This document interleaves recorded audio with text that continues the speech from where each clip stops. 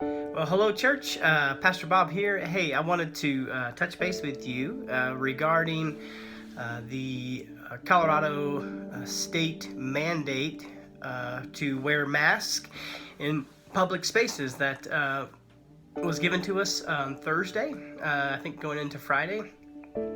So a couple things. Wanted to let you know the elders did meet on that. Yesterday we were able to meet and process, Friday. Friday we met, processed through that, and I'll just want to be real honest about that whole discussion. We were in a spirit of unity, but we were very much wrestling through different perspectives on the mask order, but yet a beautiful spirit of unity remained as we talked through that. And so I just want to let you know that this is not an easy answer or an easy decision to come to. And so first I just want to share the details of the mask order and to help you understand where things are at. The Governor Polis in state of Colorado issued this mask mandate for wearing masks in public spaces, which it does include houses of worship. And the details include that everybody who's age 11 and up are being required to wear a mask.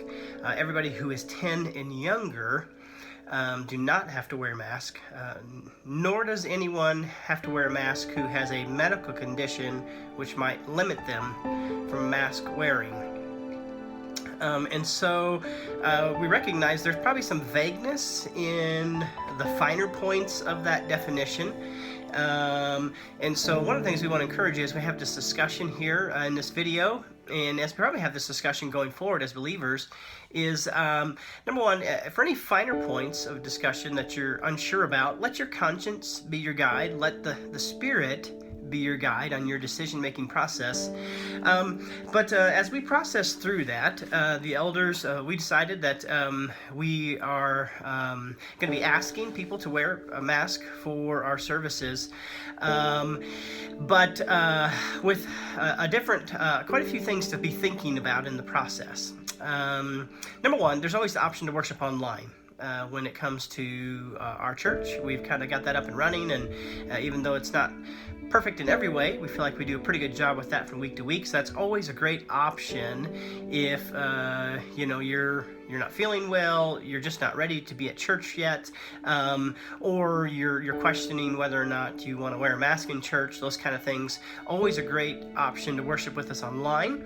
As of right now, it looks like this mask mandate is going to be through the next 4 weeks or so of church, in more than just church, but for the state in general. And so I wanted to share a couple of passages with you for you to consider as you're processing through this on your own and trying to think through, like, do I want to wear a mask in church, or how is that going to be? Number one, there's a great passage in Romans chapter 14. And here, Paul speaks about differences of perspective, different convictions on debatable matters. Okay, so Paul's not talking in this passage, Romans 14, about whether Jesus is Lord or not. He's talking about whether it's okay to eat certain kinds of meats. And so there's this debatable opinions about it in Paul's day, and so they're not sure whether this is okay or not, whether they should eat meat or not eat meat. And I think it's really helpful for this whole issue about things like should we follow a state mandate to wear mask or not wear mask. And there's one party and group of people in the Christian faith who is very strong on religious liberties. And I would say our church probably leans more towards that side. And then there's other group or people within the church, believers who are strong on trying to walk things out in love. And what does that look like? And I would say honestly that both sides are trying to do the loving thing. That people with strong religious liberties, convictions, really want to help people. They believe that that's a way to help people, make people's lives better, and a way to love them. And others who fall on this other side, who say, hey, things like, they would say, no, we absolutely need to fall in line with a mask mandate, because that's the loving thing to do, love people around you in that way. Same thing. There's an attempt to love others well. And so I think in both cases, no matter your perspective on this mask wearing issue and mandates from the state, there's an attempt by the Christian to walk in love, and yet it's debatable, right? Different perspectives on what's the most loving thing to do and the most loving approach. And when we come at an impasse for those kind of things, Paul says in Romans chapter 14 that we ought to walk in unity towards one another when that's the challenge.